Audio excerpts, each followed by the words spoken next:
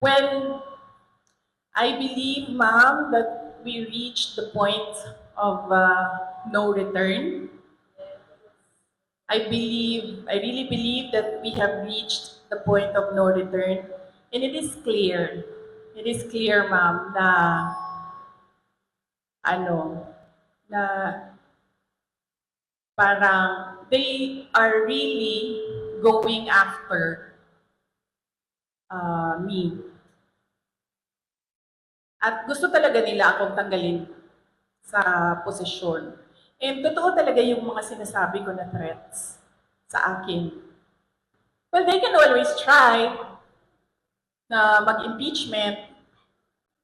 They can always, ano, gumastos at magwaldas ng pera ng gobyerno para i-impeach ang Vice President. Kung yan ba naman ang gusto nila, magwaldas naman ng waldas ng pera at pagtakpan ang kakulangan at pagsisinungaling ng administrasyon para lang hindi mapansin ng mga tao na maraming mga pangako ang napako